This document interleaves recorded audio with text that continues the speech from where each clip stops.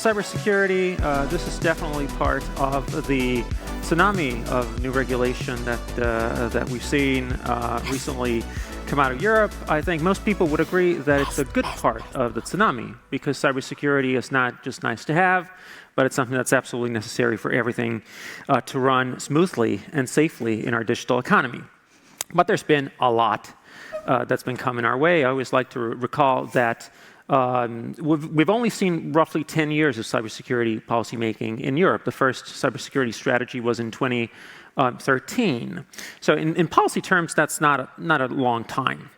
In recent years, we've seen the comprehensive cybersecurity framework, which was already reformed, the NIS directive, big reforms for a lot of critical sectors. We've seen most recently regulation of all products, including software, with the Cyber Resilience Act. We've seen cybersecurity schemes. We've seen a lot of other things. And that's all probably needed, but whenever you eat too much, too fast, there's a chance that you can get an indigestion. So we want to find out if we're doing things correctly. And the first person I want to ask is Kasia, because you've seen the evolution from the start of this. And how do you look at how we've been developing cyber policy in terms of the policy tools that we have, in terms of what we're asking of companies, and do you feel that there's that indigestion problem possibly that I talked about, that we're trying to do too much for what we can do? Well, first of all, thank you very much for the invitation. And I would prefer to use the word plethora of the legislation than tsunami, because somehow tsunami has a negative implications. But of course, a lot of this these legislations was needed, and you didn't mention all, in fact. We also worked on EU IBAS regulation to close the circle to make sure that we have also rules for cybersecurity when it comes to institutions and bodies in the EU. And of course, there was also DORA, not to mention, as well as the Critical Resilience Entities Directive, which also has strong links with NIS2 directive. So, of course, there's a lot, but it was needed. And now, before us, there's the phase of implementation. And frankly speaking, well, I don't envy those who will be implementing those, because I was implementing NIS1 and GDPR at the same time at the national level. So I know what it takes to do it, how the process is complicated, and also how much you have to put into the process.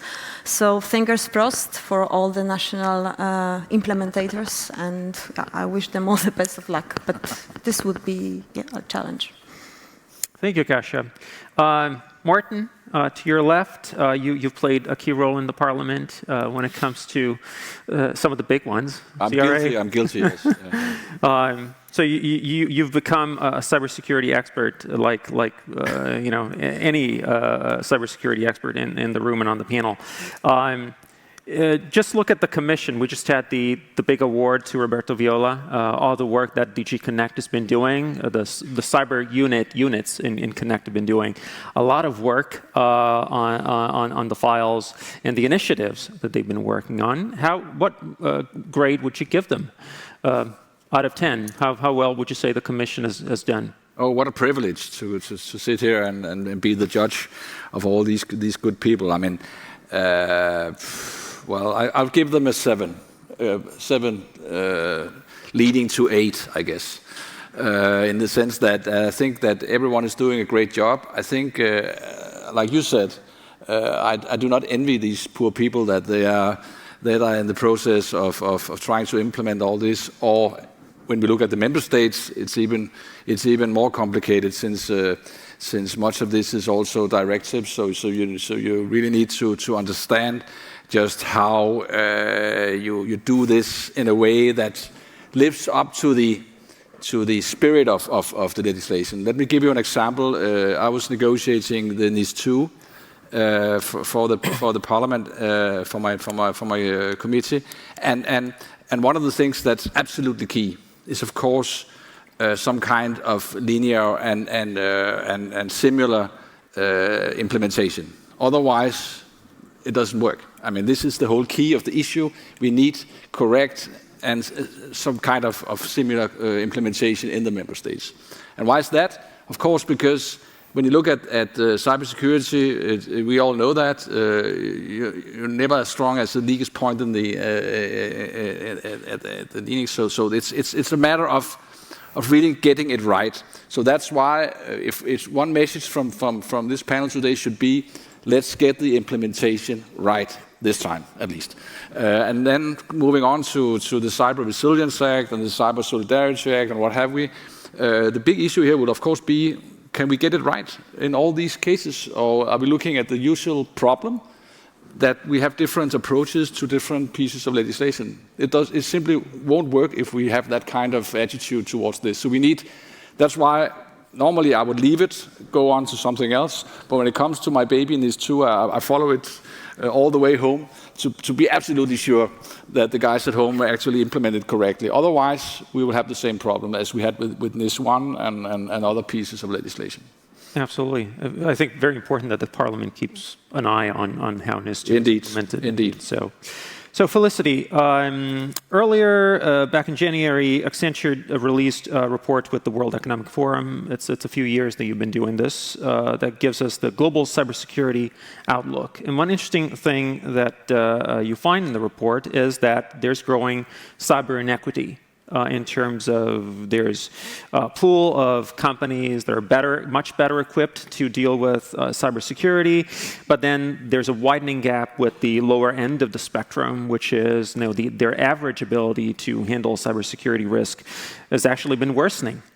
And so, how do you look at the policy goals that we have and how the institutions in Europe have been trying to solve those problems? Do you think that we're going to solve this problem? Or do you think organizations are going to struggle more, given the skills gaps and all the problems that they're facing, recruiting and defending themselves? Thank you, Alberto, and great to be here.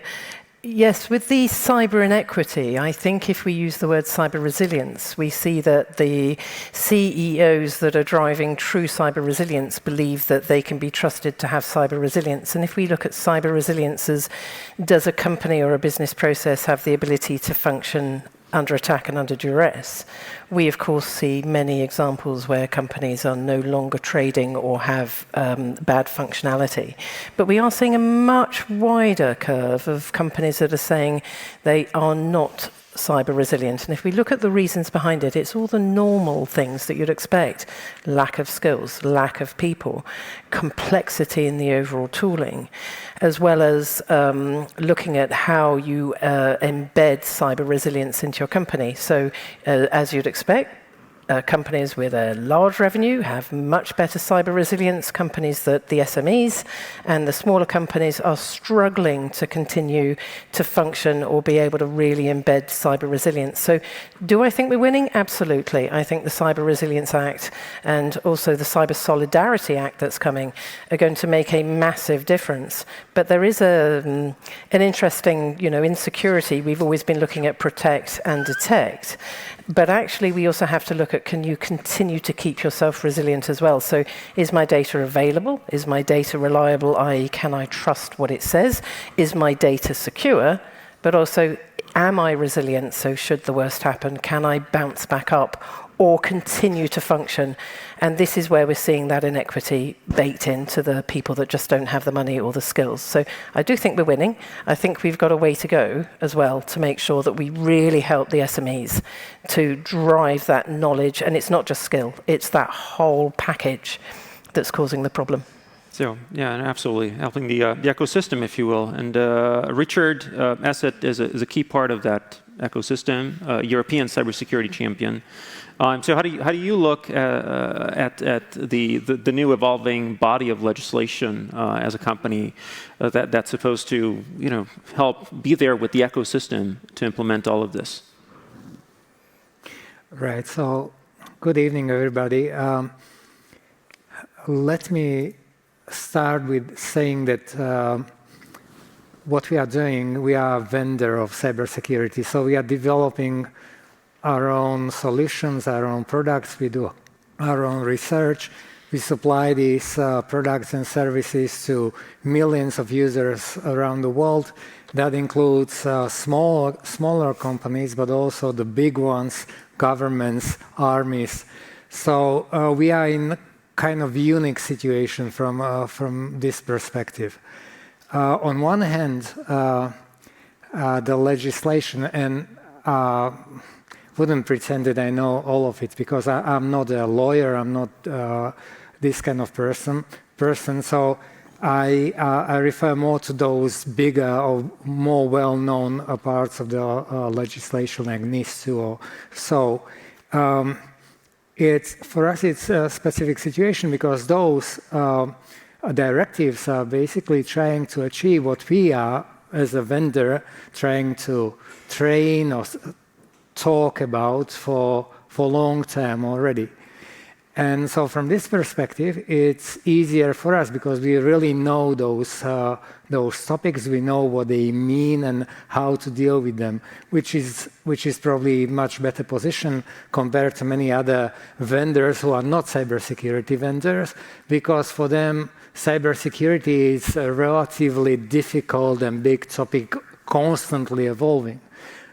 On the other hand, just because we are doing all these different types of solutions and they are usually very complex, like going deep into operating systems or network environment and so on, that means that meeting all the requirements is a difficult task, and so this is a challenge.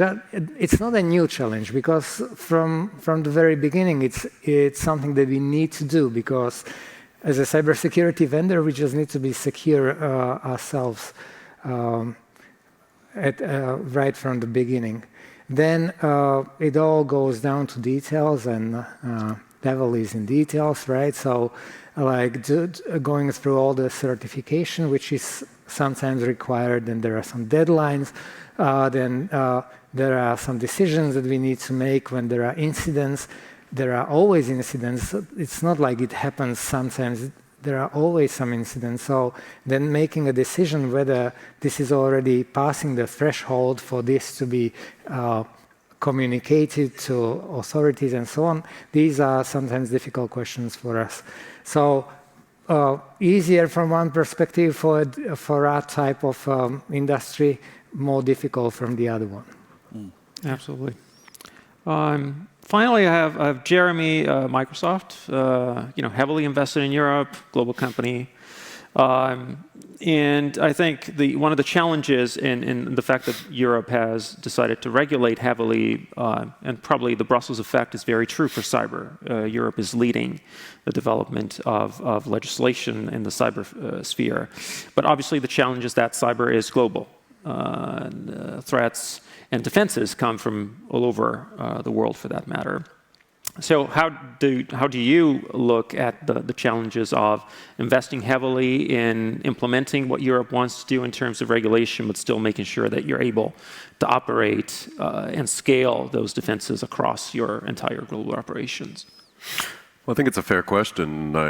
I think that the grades we were giving out earlier, if nobody envies the implementation process, you may want to look at the grades we're considering. It's an increasingly important space, and I think you heard the commissioner even earlier talk about the increasing prioritization that's placed on that. I think we're seeing that from an investment perspective, we're seeing that from a customer perspective, and that's global.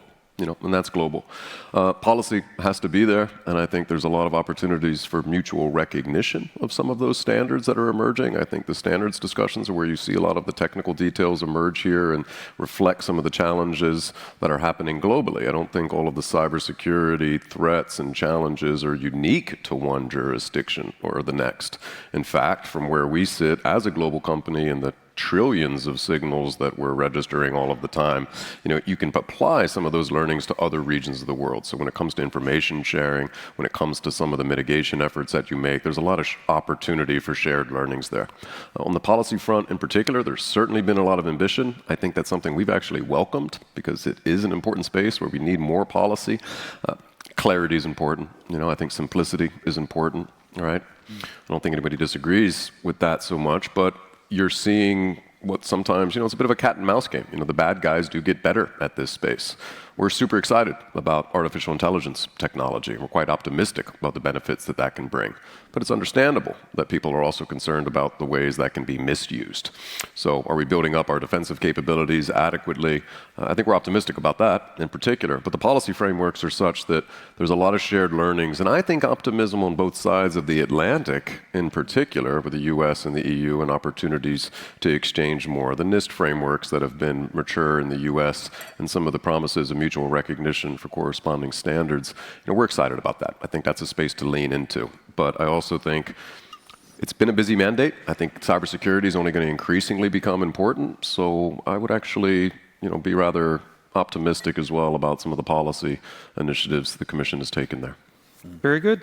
Excellent. So I can now ask the audience a question. You can all go to Slido.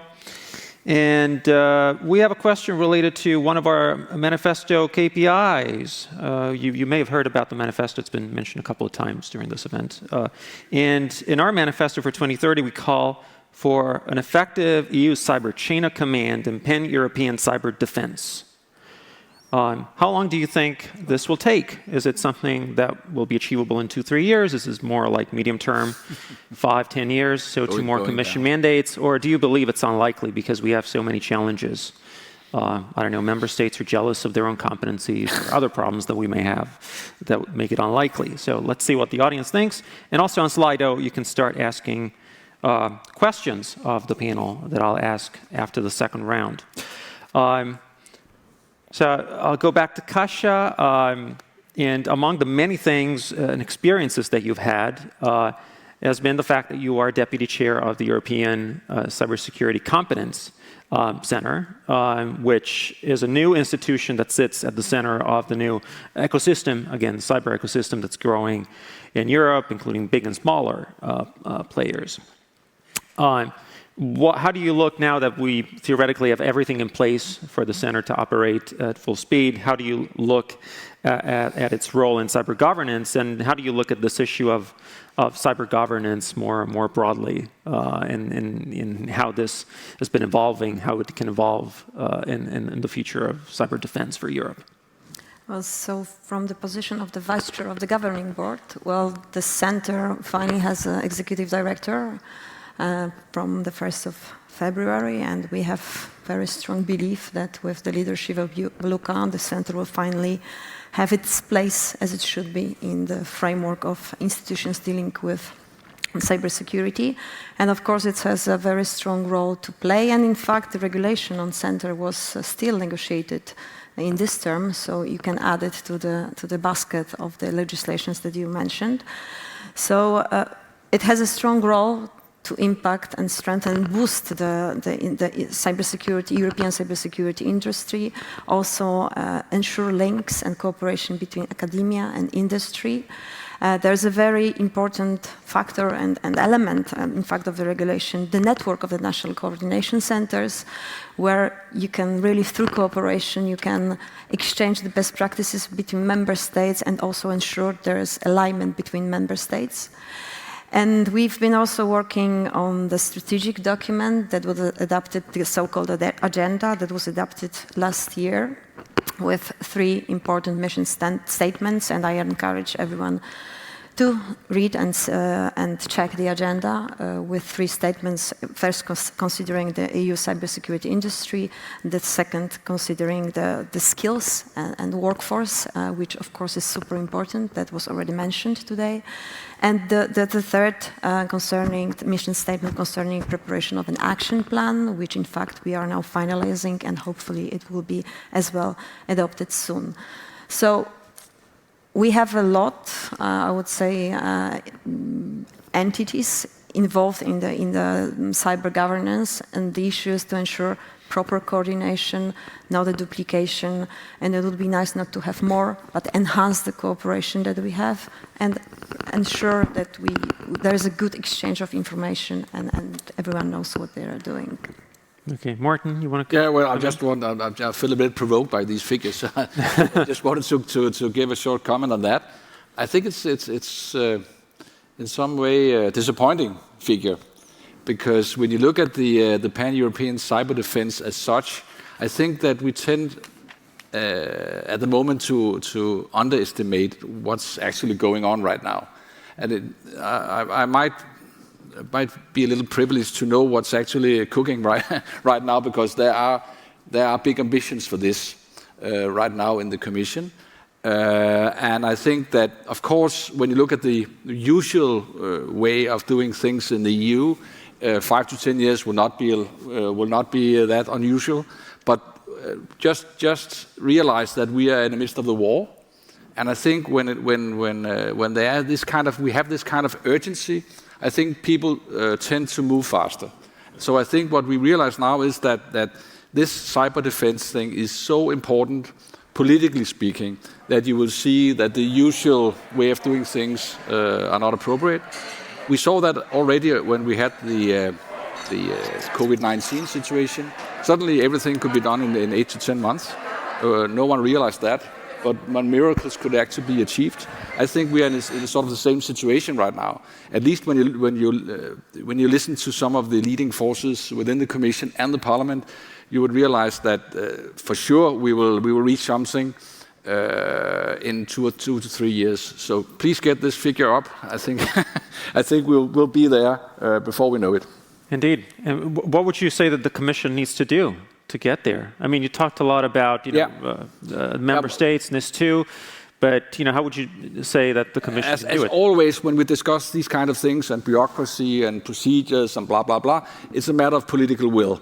So what we saw when we had the COVID-19 situation was that this was a matter of life and death, and suddenly everything could be done at the very highest. You have to take decision at the very highest level. And that's exactly what we are looking at right now. Decisions had been taken at the very highest level, and certainly the bureaucracy and us and the Parliament and everyone is moving in the same direction.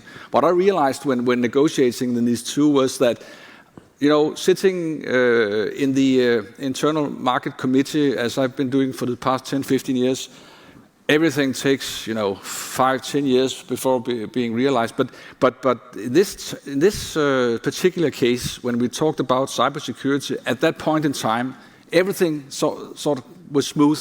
Everything was running. It was a very consensual procedure, very consensual negotiations when it comes to these two. I think we did it in under 1 year or something, and that's kind of unusual. But that told me that we are looking at something very unusual right now. Everyone realizes after now at Saturday it will be 2 years since the war started, and nothing has been like it was. Nothing is working like it was, and that's perhaps a good thing, since we have to move right now. So what you ask, what can we do? Well, things have already started moving because decision has been taken on the upper floor. Right. Thanks a lot for that. Jeremy already mentioned standards, which are, and I already have 2 questions here from the audience that are specifically about standards, because obviously when it comes to actually getting things done, there are a lot of existing cyber standards. There's a lot of questions as to how much they will be compatible with the regulatory requirements that we have in Europe. So we're all eager to understand how to advance standards at a global level. So Felicity, maybe you can go there, and what do you think Europe should be doing specifically when it comes to recognizing standards, working with, let's say, like-minded countries that have adopted? Think about NIST in the US, obviously. There's the EU-US cyber dialogue, where there's been a lot of work ongoing and increasing, accelerating in the past few years. Where do you think we're at? And do you see a good promise of that actually happening and making things more seamless? Well, I'm very optimistic, because I started working in computers in the 80s. So things like floppy disks, and actually it's been a wild west, and it has been every single company down to their own capability as to whether they are going to get attacked or hurt by this. And actually, you can do everything right, but your ecosystem has done something wrong. So we're actually seeing lots of standards come in, lots of people thinking about what's right, and there will be normalization, because cybersecurity, like we said, is global. There is no boundaries, there is no countries. It is actually everybody is flowing together. So I think looking at where we were in the 80s and the 90s and even the noughties, seeing it over the last 5 years, what is coming up with standards. We're doing security by design. We're doing resilience by design. We're actually looking at not just how do we secure a mainframe, how do we secure a network, but how do we secure the business process? How do we embed a business risk appetite, i.e. I need it back up in 5 minutes, and help marry what the IT risk stance is, which is security and standards everywhere. So I think it's going to take a little while as we all embed each other's standards, and we're reading NIST, and the SEC has got their ruling, and also what happens in the EU. So yeah, I think give it 2 or 3 years, but the sentiment is get it right. The sentiment is supporting us to protect us, but also make sure there's no major impact. But yeah, I'm very, very optimistic. Right. It's going to take 2 or 3 years, which is one of the options that we have here. And it's probably also about the trust, which is a recurring word that we have. It is, yes. Trust, also trust that we trust each other's standards, that we understand, that they produce the same effects. So, Richard, I want to ask you again, when it comes to trust specifically, to comply with all these requirements, ultimately all this leads to is, being better able to prevent and respond, right? And how do you think we can create that, again, renewed ecosystem where we have more regulatory obligations on all parts of the ecosystem, we have more standards that are supposed to help us implement those, and obviously we hope that everybody will have clarity as to what those are. But how do you think we make all those people work together so that in the end we get that end result? Well, the trust is the hard currency of cybersecurity. So it's like there are customers, the users, who want to be protected. Then there are vendors who are trying to provide solutions for them. Then there are governments that are creating some rules and trying to do some coordination and so on. So achieving trust between all these different entities is obviously a long-term thing, and it just is built step by step by the actual things that we do. So again, like talking from my perspective, probably very important aspect is to have simply channels or places where the information can be shared. So if we are a vendor that is #1 vendor in Ukraine and the war in Ukraine starts, then we have a good insight in what is going on, what kind of threats are happening. And of course, we are sharing this information with relevant partners, which might be other cybersecurity vendors. Here, the cooperation and trust is built over decades, let's say. But then to have partners in governments, in EU, that is helping to coordinate it. Like in this moment, it can be ESA that is providing the information for the others. The next time it can be some other vendor or some other entity that has the information and is providing it to other people. I know this kind of units exist to some extent, but I suppose there is still space to make it more easy to use on one hand, and more useful in the end for everybody. And then there is the communication towards the real customers, to population, the people, which involves sharing the relevant level of information, but at the same time providing education, training. It can be general, it can be very specific for specific types of companies or organizations. Then yes, we are discussing a lot of these regulations. Then we need to talk to each other because yeah, like something is written and then somebody else needs to actually somehow deal with that. And so it's sometimes with good intention, there are some deadlines until something needs to be done, and all the different requirements, but they might not be so easy to implement, or they need some time to implement. Again, if this is respected, that helps building the trust. If not, then it's like creating this feeling of like this is just another burden that is placed upon us.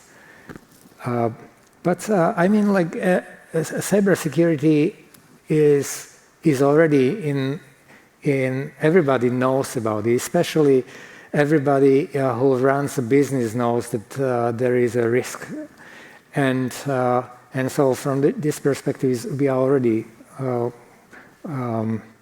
we moved quite a bit since the old days, but at the same time, the complexness of the topic is much bigger than it used to be, and so I mentioned in my first response is like most of the people of most of the companies, they have no chance to really have deep knowledge or deep understanding, so that needs to be taken into account in the form of cooperation. Absolutely. And you mentioned people skills, which is also something that Felicity referred to in her remarks. And Microsoft has been among the main investors when it comes to playing a role as a company in trying to contribute to growing skills in the community of their customers, but the consumers as well. And this is one of the key challenges that we also talk about in the manifesto quite a lot, because again, to make sure that we can respond to the growing needs, we need to have more people who have basic cyber hygiene skills, but also well-paying cyber skills that can produce well-paying cyber jobs. So, do you want to expand on that? Tell us a bit about how Microsoft is approaching this. Well, I like the part that you mentioned at the end, because I think looking at the discussion today, we're talking about cybersecurity. It's much different when we're talking about some of these geopolitical challenges versus some of the malware hitting at the consumer level. If you think about the things my mother needs to do to protect herself from viruses and the like, that's a bit different than what a nation state needs to take into account, and especially when we're looking at these more sophisticated attacks. I do think there's some good news. I think the good news is that we all recognize the importance and challenge that needs to be addressed with the shortage of cyber skills. We see that from the employees and the teams that we're hiring. We see it in the customers that are having challenges hiring the talent that they need. We see it across the board, similarly to the European Commission and the like. So I think that's good news. We know there's a challenge and a need there. I think it's also good that we've prioritized things like the Cyber Skills Academy, which Microsoft is also supportive of here in Europe. I think we see more and more member states pointing a finger at this need.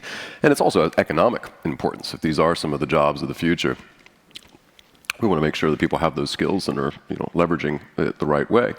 The other piece of good news, I think, is some of what we're seeing with AI. With some of the new products even that we've been launching, it's really exciting to see the way that with natural language capabilities of these generative AI models, it's decreasing the need for some of the more sophisticated skills from incident responders and the like. If I can just plug in through a co-pilot, tell me all of the relevant data I need for this incident report, that's going to save a lot of time. It's also going to allow some of those who may not have the most sophisticated skills to be a part of the cyber response teams that we need more and more of. So I think that's some of the good news. And again, I don't want to necessarily call it bad news, but I think we all agree that there is a shortage there. There is a shortage, and it goes across the board. It's everything from the skills that you need as a citizen, simply to protect yourself, educate your children, educators and schools, to the real sophisticated type of engineering that we need. And as we see this attack vector expand, and as we see creativity on both the good and the bad side, I think that gap is going to need to be closed as quickly as possible. But I think we're pretty optimistic about the agreement on the need to close the gap, the investments that everyone seems to be making to prioritize closing that gap. And I think we're also optimistic about what AI can do to help mitigate that gap as well. Thanks, Jeremy. There's in fact a question about specifically AI and their impact on cybersecurity. Does anybody else on the panel want to tackle that? Morten, you had your hand up, not specifically about AI, but... Two small remarks. I think that one of our big concerns, politically speaking, is the lack of skills. I mean, we are looking at, your figures telling us that it's 300,000, might be even up to 1 million people that we need and that we are lacking right now. And of course, that can't be solved in a fortnight or even in 1 year. We really need to pump up this effort and to get a lot of people dealing with this. Also in primary schools, in secondary schools, and we need to educate a whole generation of people in doing that. And I share the optimism when it comes to AI. I think AI is somewhat a problem, but it's also the solution to much of this, because of course many of these analysis, many of this kind of monitoring efforts that we are looking at when trying to find out where the hacking would take place is a matter of computers and computer force, I guess. Not being an expert, but that's what I heard. So that's a kind of an optimistic sign that we actually are dealing with AI. And then, of course, as legislators, being aware of that this is yet another question we have to ask ourselves, how much to want to control this technology in a legislative way, because if we feel too much in the controlling mood, I think that we're running the risk of not empowering ourselves and not letting the private sector innovate on this to get the right solutions. So as a liberal, politically speaking, I would say that we need to be very well aware of this when we're dealing with the AI Act as we do right now. It's one of the big political discussions right now, how to let go and how to feel secure that we can actually do this when dealing with AI. So that is one of the key questions right now. Jeremy, you wanted to add something? Just one thing that Morten said I think is important, that yes, there will be new challenges here and the skills need to be addressed. I think there is good news that we agree on it. And we could talk about micro-credentials and programs that are being launched increasingly to help build some of that skills. But on the AI point, we are more optimistic that this is going to help more on the defense side than the offense side. A lot of that comes down to those who have the most access to the compute that's needed. Not all of the bad guys have such access to infrastructure and the like, so there's good news there. But you also think about the way we're training models now to identify patterns in code and attack vectors and the like. It's happening at a speed that's never been seen before. There's some promise there, and we want to make sure that we have the flexibility to do that. But it just, we are more optimistic about it. It doesn't mean there aren't challenges, and the skills are an important part of that. But I think we want to be more optimistic that we're looking in the same direction and working together in that space. Indeed. Martin, do you find that cyber, as you're going through the campaign, to be, again, in the part of the next term, hopefully? I hope so. At least I hope so. Is cyber a big topic for you? Do you find that your constituency is responding? It might not be, but it will grow. I sense it very much now because, at least for my party and how we tend to deal with our campaign, security as such, security and safety of people is at the heart of our campaign. And cybersecurity is, of course, a part of this. Not to say that every household would discuss cybersecurity, but I know that something happened with the chatbots. When everyone sort of realized just how much these machines can do, how much they can help us, but also what kind of threat they're posing. I think that everyone realized, oh my God, we really need to do something with our personal security and the way we deal with these opportunities and of course, challenges. So I think that it's growing, and it will grow rapidly because it's everyone's technology right now, and everyone realizes that. 2 years ago, you couldn't even get people to talk about it because cyber, what the hell?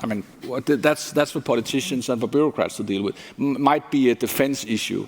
But now, after the war and with these chatbots, I think we're looking at totally different scenario and a totally different attitude towards it from the people. So I would expect, I mean, we are only in the early phases of this campaign, but I would expect it to be one of the key issues in the debates. Indeed. Okay, so let's go back to the poll and see what the people are saying. I think the percentage is pretty much what it was at the beginning, so numbers haven't changed much. So there's still faith that this can happen, but the process will be a longer process, right? We're looking at more or less the same time frame that it took us to get from the first cybersecurity strategy to the type of comprehensive regulation that we have now. So anybody care to comment about this? What do you think people think that it's going to take a while as opposed to the sense of urgency that Morten was talking about? I mean, the war is happening now. Cyber is a big part of it, right? Why aren't we asking for this to happen immediately? Well, I'll take that, if I may. I'll give you my point of view. Technology is changing so fast. And also being able to actually apply something as technology is changing, especially as Gen AI comes in, I think is going to be difficult in 2 to 3 years because there's no stability in the technology change. I think once we've actually embedded in Gen AI, and I think it's going to do a fantastic amount for the skills we need. I also think if we have a look at our WEF report, how much do we think is going to be good for attackers and be good for defenders? I think actually it's going to be good for the defense side of things, even though there's a wariness about that it's going to be good for the attackers. So it is going to take time because these standards are all slightly different at the moment, and they're all slightly marrying up and not butting right up next to each other. So I think it's just a transition of time. Yeah, we all want it now, but there's companies with technical debt, there's companies that have got legacy applications, there's companies that are using homegrown stuff that you can't put security around, which is why we're advocating for true cyber resilience across the whole ecosystem. So I think it's going to mature very rapidly. I also like the idea that Morten was talking about making sure it's a system of trust, not embedding systems of mistrust, so it's so tight that no one can move. But it is going to take the next 5 to 10 years. But of course, I've seen it in the 80s, so actually 5 to 10 years is still very, very short from where we were, to be fair.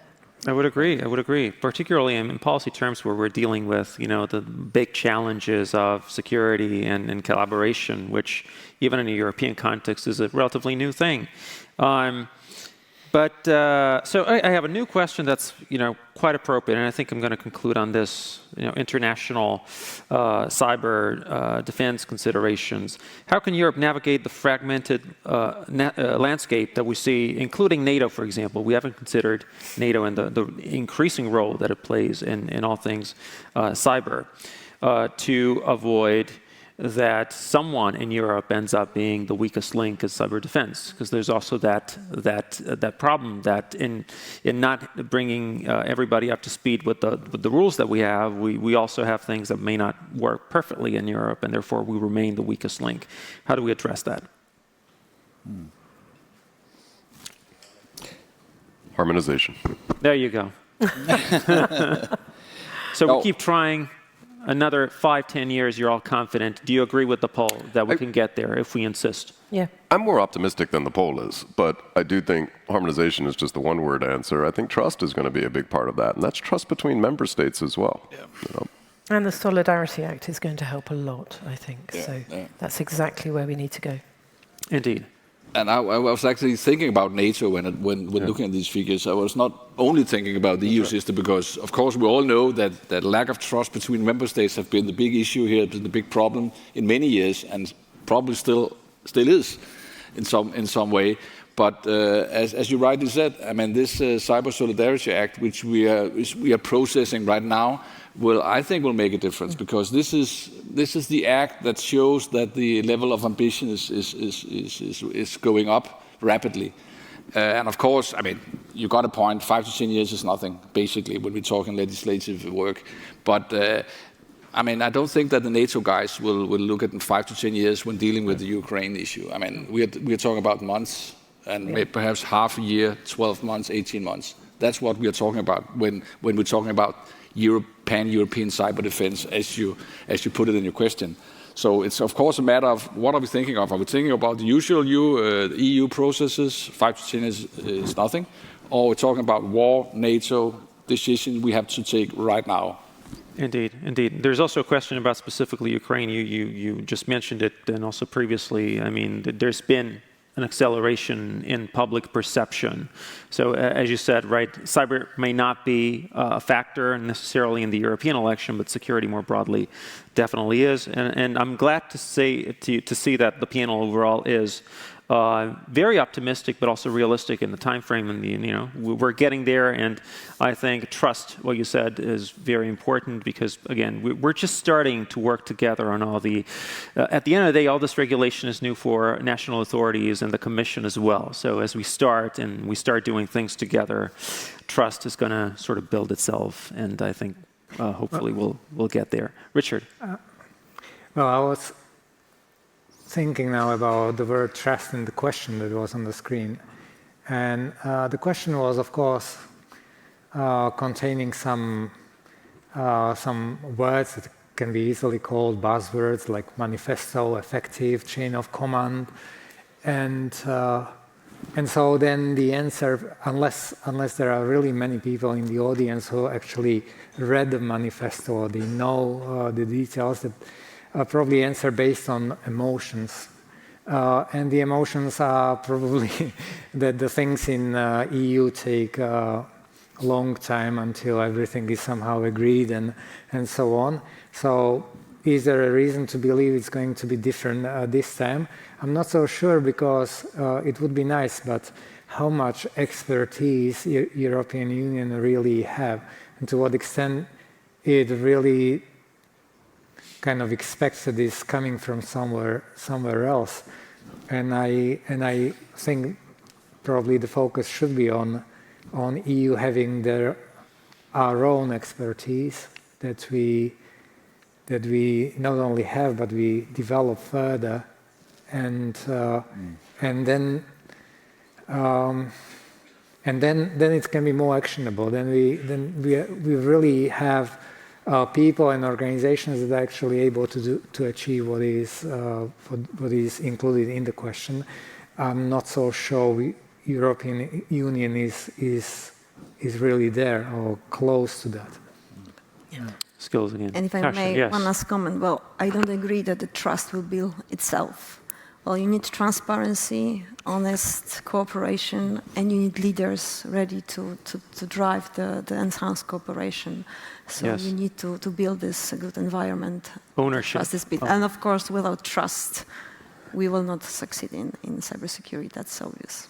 Absolutely. Well, thank you all very much. I'm afraid that's all we have time for. It's a crisp 45-minute panel. Thank you all so much for making it interesting for everybody. At least I found it very interesting. Thank you very much. A round of applause. And now we can move on to the rest of the conference. Thank you very much. Thank you, Alberto.